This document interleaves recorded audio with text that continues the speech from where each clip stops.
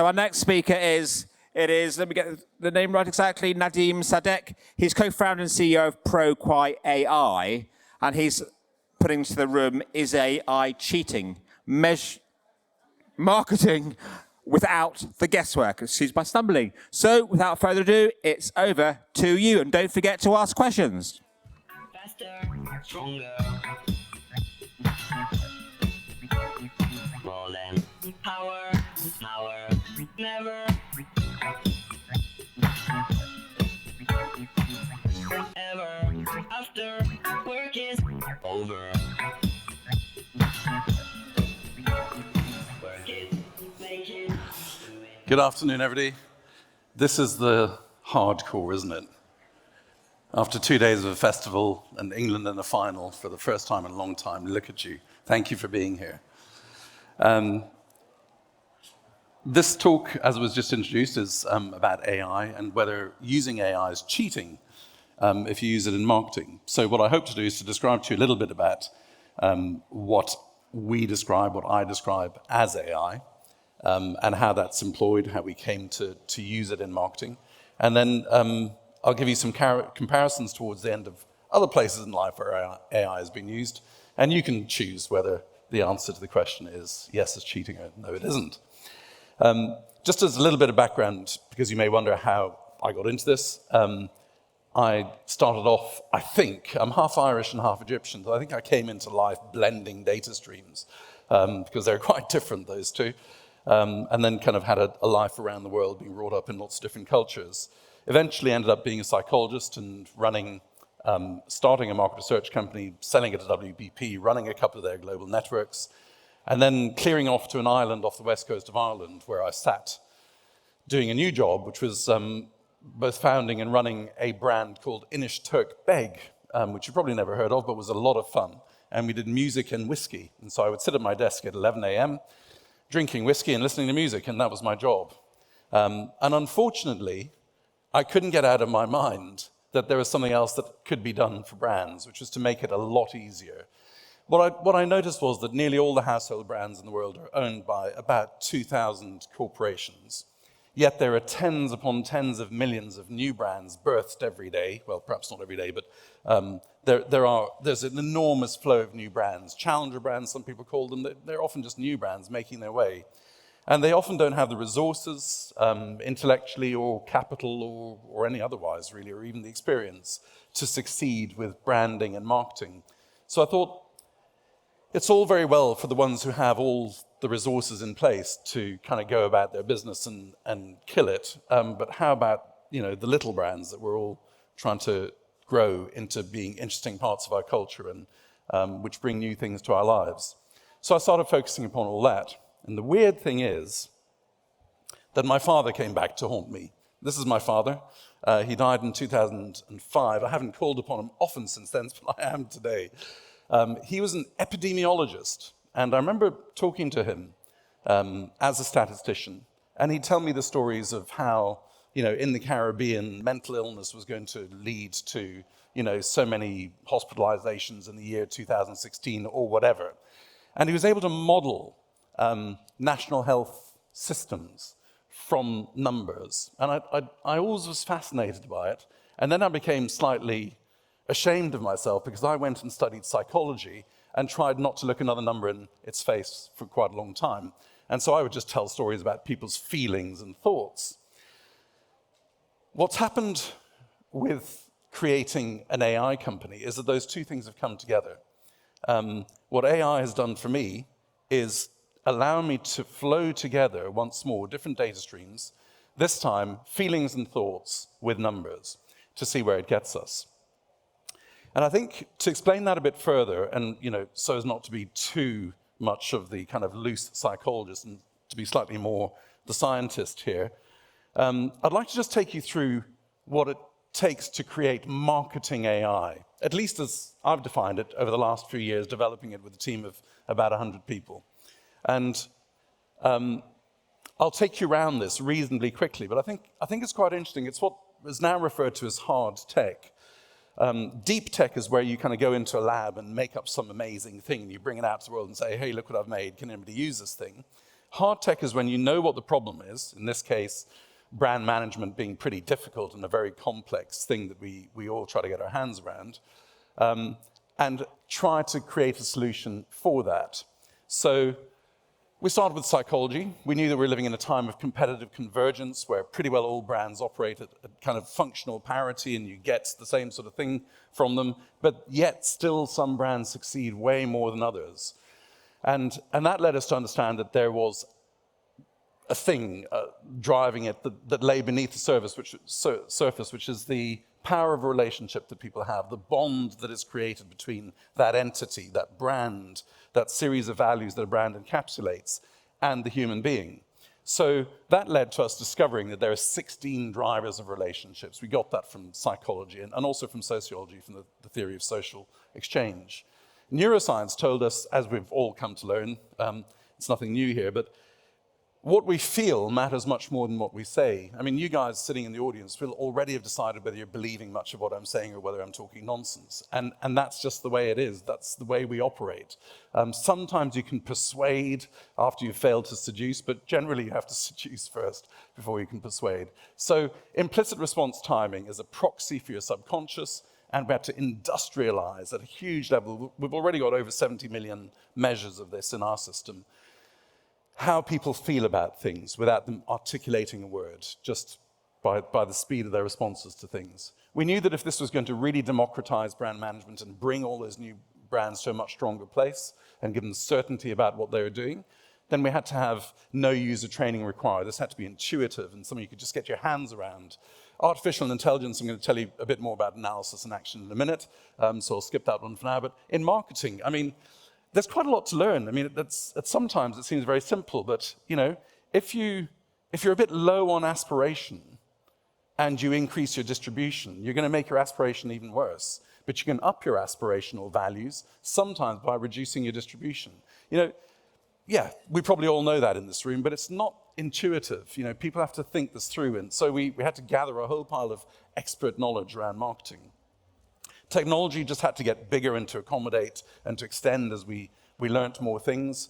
Market research had to be broached because we wanted to talk to people every day. We wanted to have a daily interaction with people to really know what the lifeblood, what the pulse of brands and categories and competition and the responses to all the marketing investments that were being made really were. Data science, there's a thing called a brand knowledge graph that we're creating, which is a bit like what Google did when it created maps. It just basically says, we know how the world is mapped, and now you guys can do whatever you like with it. So we've had to create an understanding of categories, which one moves faster, which one moves slower, what disrupts them, what reinforces movements within them, and so on. And then we also wanted to present a business model that was incredibly simple for people to use. So it's kind of an always-on subscription that's very low cost. That was to make it accessible at volume rather than just serving the large enterprises that were already pretty well resourced. So with all of that kind of dealt with in hard tech, which has taken quite a lot of effort, there are two parts. There's analysis, which is where we look at a category, we see what people's needs are in that category, and then how well competitors are resolving those needs, and then where our customers' brands, we call them customers to make it lighter footed than clients traditionally, and how those customer brands are also answering the category needs. So from all of this, you can begin to actually really understand the dynamics of a category and what needs to be done. It allows you to identify what your customer's brand needs to do. And you can be quite clever with AI to give people good control of it rather than it being a kind of runaway machine. So you can build it so that people can put in their goals and say the sorts of things that they want to use in order to get somewhere, rather than just the machine dumbly telling them what to do. So it's a very interactive system.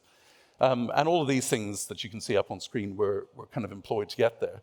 But all of that really is in order to lead us to this next thing, which is the most exciting bit, which is action, which is where artificial intelligence listens to you, says, what are your goals? What are your resources? What are you prepared to do? Okay, if that's the case, I know what's going on in your category, I know what's going on with your competitors, and here are the things that we recommend you do in order to achieve those goals that you just set. So the action part is, I think, the most exciting part of where AI takes you. And it's a bit like, when you look at a Google map, it's pretty good, nicely mapped out. You can go from Shoreditch to to Chelsea and you can see things along the way. But when you press another button and it says, go this way and you'll get there in 17 minutes, that's the cool bit, and that's what the action part is. So at the end of the day, marketing AI, as I see it, is composed of one big machine, action, analysis AI, which looks at the way brands light up in a particular analysis of their category and their competition, so that that information can be flowed through into the action AI, which then looks at all the things that we deal with. You know, I mean, you can see them flipping there: partnerships, distribution, customer success, customer experience, packaging. You know, there's a ton of marketing levers that we all pull every day.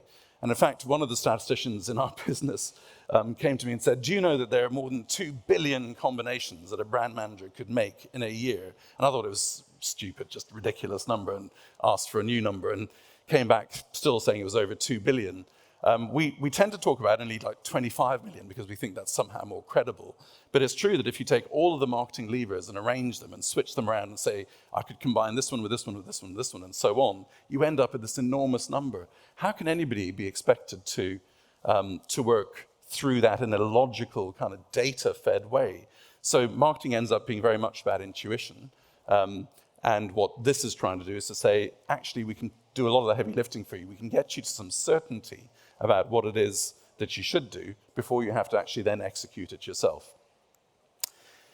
So certainty is really, I would say, what AI brings to marketing. And that's why the question in the talk said, taking out the, without the guesswork. What's certainty? There's all sorts of certainty. There's soft and there's hard certainty, I suppose. The soft stuff is you feel good about what you're doing. You just feel more certain about what you're about to do. Your team believes more in what you're saying is the right direction for the brand. The CEO, when she looks through all of her reports and looks at marketing, thinks, oh, crikey, what's this lot doing, spending all this money again? They have more confidence, they have more certainty that this is the right path to be going. There's much harder stuff too. One of our customers is Rustler's microwavable burgers, not the most famous brand in the world, but a pretty big one. I mean, they turn over 200 million quid or something in the UK alone. They raised, by following our directions and our guidelines through the Action AI, they came to a place that said, if you do these things with your packaging and your new proposition, and you talk about integrity and your supply chain and all the other things that we told them to do, they had a 16% lift immediately upon relaunch. So there are lots of hard metrics about greater distribution, retailers listening to stories that brands tell them, and so on. Certainty can come in many different ways, but what it does is it reduces anxiety one way or the other and gives confidence to the people that are running brands that they're doing the right things. What it doesn't do is say, the great creative idea for Harpic would be, call it the cocaine of the toilet place or something. That's not going to come up out of our AI machine. But it will say that you need to think you need to be a bit more spectacular about trying to deploy Harpic in people's lives. So, having said that and given you some insight, I hope, into what constitutes marketing AI and some of the things that it brings with it, the question is it cheating? And I suppose if you think about some of the ways that your life has changed with AI, you can probably begin to guess where my answer is going to be. We used to use atlases, we used Google Maps, Blockbuster to Netflix. I mean, I hope you can see some of these logos here. Even our Apple Watches stand in for ECG machines from time to time now. So my contention is that artificial intelligence in marketing is a bit like artificial illumination in life. When you try to make your way without it, you're full of shadows, your destination is a harder and less certain place. And as soon as light comes into your life, you're more certain of where you stand, you're more certain of what surrounds you, you know which direction you should be walking in. And therefore, I think the question to ask is, if you believe that artificial illumination is a cheat in your life, then you probably should think that AI in marketing is a cheat too. But if you accept that it basically gets you to places with less danger and more certainty, then embrace it. And to end on a human note, I feel some redemption in joining my father in his statistical progress in life. And that's what AI has personally done for me. And thank you very much for coming along.